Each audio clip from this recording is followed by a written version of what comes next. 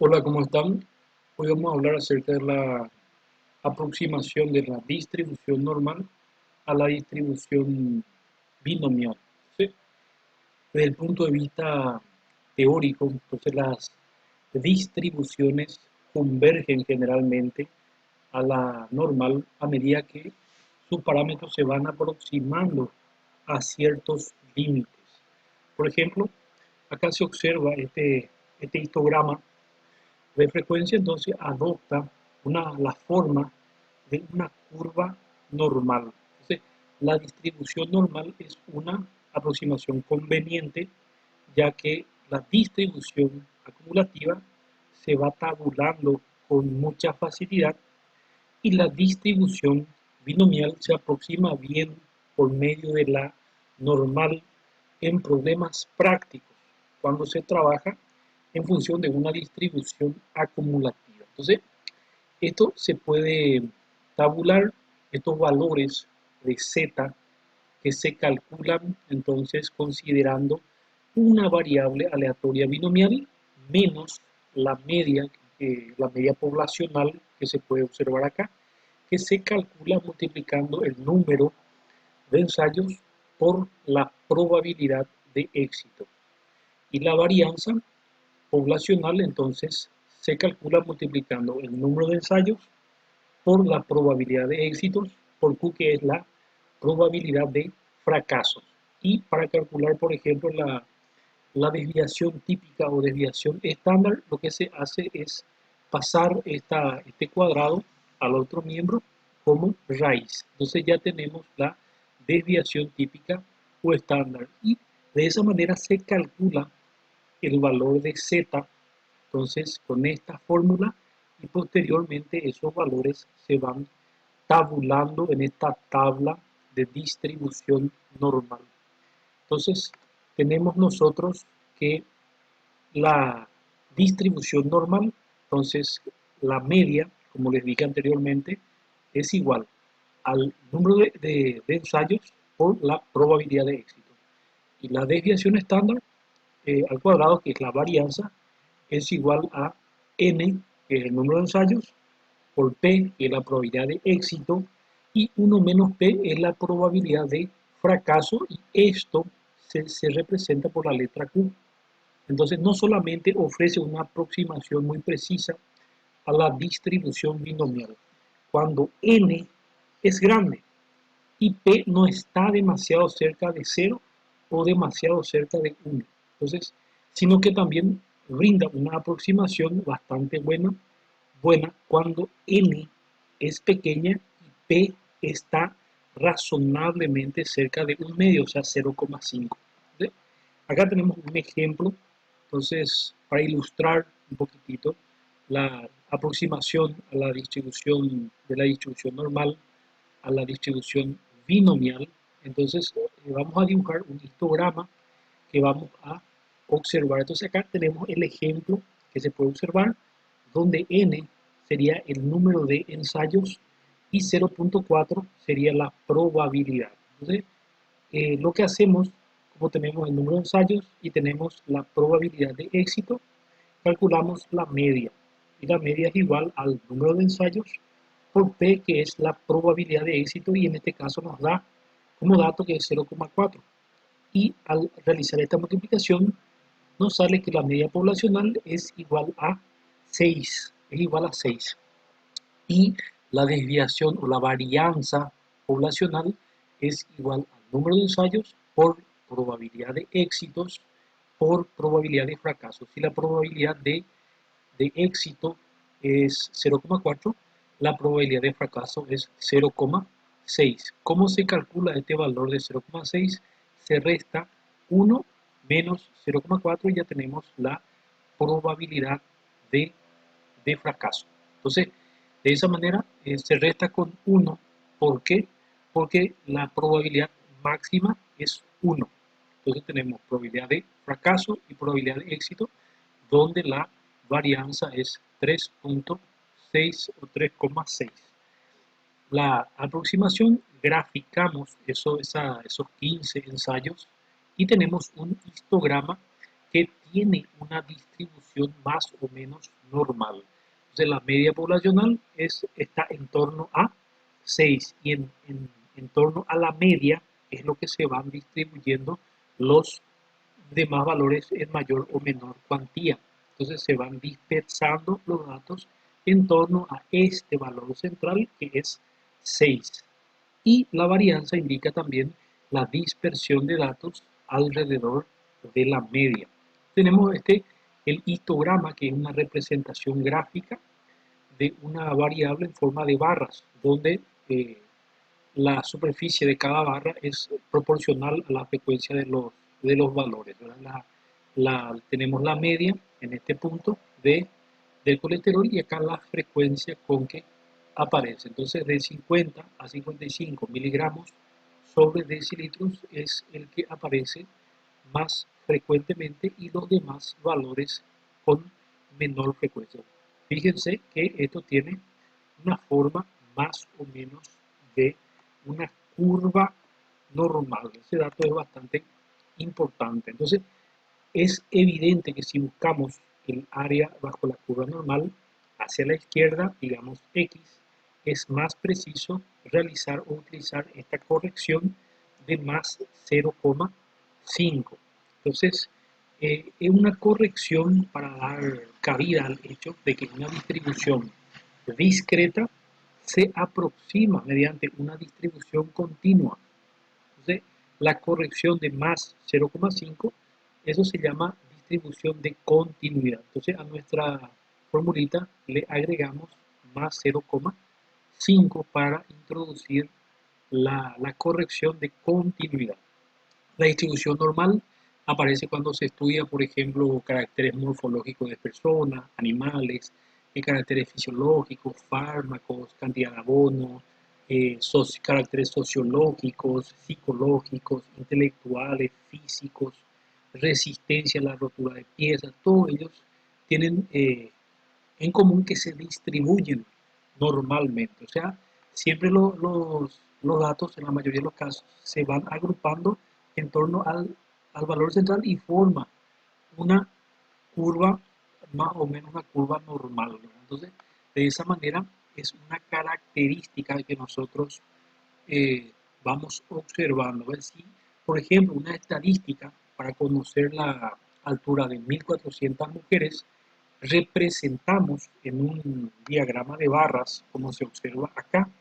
Entonces vamos a observar que acá están las estaturas en centímetros y la estatura de las mujeres que más se repite son 156 centímetros. Entonces, con menor frecuencia aparecen los demás valores, ¿verdad? Las demás estaturas. Entonces, hay menos mujeres que tienen estaturas cercanas a 141 centímetros y pocas mujeres también que tienen estaturas cercanas a 176 centímetros según estos datos. Y la mayoría de las mujeres se observa que tienen estaturas alrededor de 156 centímetros, lo que equivaldría a 1,56 metros.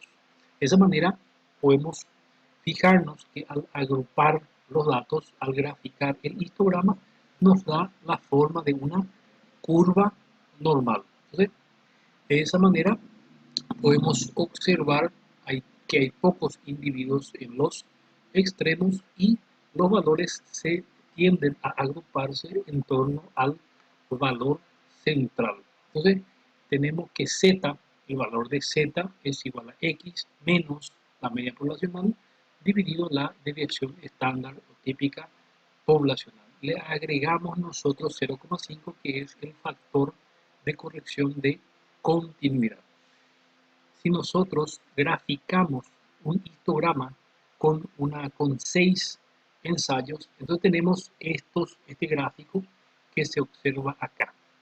Pero cuando aumenta el número de ensayos, en este caso 15, este histograma se parece o se asemeja más a una distribución normal. Entonces, una curva normal se ajusta mucho mejor al histograma que tiene mayor número de ensayos. Entonces, como se puede observar, esta es una curva normal. Entonces, el valor central, en este caso, la media y la desviación, desviación estándar o desviación típica a ambos lados de la curva normal. Entonces tenemos nosotros el histograma y cuando entonces mayor es el número de ensayos, más se acerca a la distribución normal. Cuando menor es el número de ensayos, entonces menos se parece a la distribución normal o a la curva normal. De esa manera, entonces, el grado de exactitud depende de que también se ajuste la curva al histograma y se incrementan a medida que aumentan el número de ensayos. Esto es particularmente cierto cuando la probabilidad no está muy cerca de 0,5 o un medio y el histograma ya no es simétrico. Entonces tenemos acá menor número de ensayos, mayor número de ensayos, más parecido a la distribución normal. De esa manera, entonces, un ejemplo numérico para poder comprender mejor, dice que un paciente que padece una rara enfermedad de la sangre tiene 0,4 de probabilidad de recuperarse. Si se sabe que 100 personas contrajeron esta enfermedad, pregunta cuál es la probabilidad de que sobrevivan menos de 30. Entonces, calculamos la media, que va a ser igual a el número de observaciones, que va a ser 100, porque hay 100 personas que contrajeron la enfermedad, por la probabilidad de éxito, probabilidad de que se recupere. Entonces de 100 la media va a ser 40 en este caso, y la desviación estándar o desviación típica va a ser igual al número de ensayos, que va a ser 100, probabilidad de éxito, que es 0,4 de que sobrevivan, y Q es la probabilidad de fracaso. Entonces, 100 número de ensayos por 0,4 por 0,6 y ya tengo la desviación estándar. Entonces, el problema me pide que cuál es la probabilidad de que sobreviva menos de 30. Entonces, tengo que restarle a 30 para hacer la corrección de continuidad. 30 menos, 20, menos 0,5, entonces eso me da 29,5. 29,5 es el valor que calculo y voy reemplazando por los datos correspondientes. Entonces nosotros sabemos que por la fórmula que habíamos visto, que Z es igual a X menos la media poblacional, que es igual a X por P, dividido la desviación estándar poblacional, que es igual a la raíz cuadrada de N, número de ensayos, por P por Q. Entonces, este dato ya calculamos acá y es 40 la media poblacional. Y el dato de abajo, que la desviación estándar poblacional, se puede observar acá, que es 4,899. Entonces, dividido 4,899, eso es igual a el resultado es menos 2,14. Y podemos observar que en la curva normal esto se ubica en esta parte de acá. De esa manera, entonces, observamos acá en la tabla, podemos fijarnos en la tabla de la curva normal. Entonces, como es 2,14, entonces el valor que obtuvimos de Z es 2,14, nos fijamos acá y 2,14 sería, acá es 0,04 y este sería 2,14. El valor correspondiente de Z a 2,14 es 0,0162. Este valor lo sacamos acá de la tabla de distribución normal. Esto es 2,1 y como es 2,14 le sumamos 0,04 y en la intersección acá y acá entonces es 0,62 es la probabilidad de que menos de 30 de los 100 pacientes puedan sobrevivir. Esa es la probabilidad que calculamos. De esa manera entonces calculamos el, el resultado de ese ejercicio. Entonces tenemos otro ejercicio que dice, un examen de opción múltiple tiene 200 preguntas. Cada una de estas con 4 respuestas posibles. Entonces el examen tiene 200 preguntas y esto tiene 1, 2, 3, 4, 1, 2, 3, 4 respuestas posibles. Entonces, de las que solo una de esas 4 respuestas es la correcta. Y pregunta el ejercicio, ¿cuál es la probabilidad de que solamente adivinando se obtenga entre 25 a 30 respuestas correctas para 80 de los 200 problemas sobre los que los estudiantes no tienen conocimiento? Entonces, tenemos 200 preguntas, 200 problemas, pero en este caso nos pide calcular solamente para 80 preguntas la probabilidad de que se obtengan solamente 25 o 30 respuestas, entonces seleccionando o adivinando de forma aleatoria. Entonces, la probabilidad de adivinar una respuesta correcta para las 80 preguntas es un cuarto, porque hay 4 posibles respuestas de las cuales solamente una es la correcta, entonces es un cuarto. Y X representa el número de respuestas correctas solo porque se adivinaron. Entonces existen 200 preguntas y nos pide calcular solamente para 80. Calculamos nosotros la media poblacional y es N por P. N es el número de observaciones y P es la probabilidad de éxito, que es un cuarto. Una respuesta de 4, 80 por un cuarto, entonces sale 20. Un cuarto es 0,25 y 0,25 o 1 menos 0,25 es 0,75, que corresponde a 3 cuartos, que es la probabilidad de fracaso. Entonces, N, número de ensayos, 80 preguntas, P, probabilidad de éxito, un cuarto, 0,25, y Q es la probabilidad de éxito, es 0,75, que es 3 cuartos. Entonces, la desviación estándar o desviación típica es 3,873. Ya tenemos esos dos datos en este caso. ¿Cuál es la probabilidad de que solamente adivinando, nos dice, se obtengan 25 a 30 respuestas correctas para los 80 de los 200 problemas, de las 200 preguntas sobre los cuales el estudiante no tiene conocimiento? Entonces, a este límite inferior, que es 25, que queremos saber, debemos calcularle el valor de z. 25 menos 0,5, entonces es 24,5 por el factor de corrección de continuidad. Menos, tenemos que restarle este valor de la media que calculamos acá, que es 20. Entonces acá colocamos 20 dividido la desviación estándar, que es este valor que nosotros habíamos calculado acá, entonces que es 3,873. Entonces ahí calculamos la media para que para el valor de 25 respuestas y luego calculamos el otro valor que para 30 respuestas correctas el valor de z es 30 más 0,5, entonces va a ser 30,5 menos la media que calculamos acá, que es 20, dividido entonces la desviación estándar o desviación típica, que es 3,873.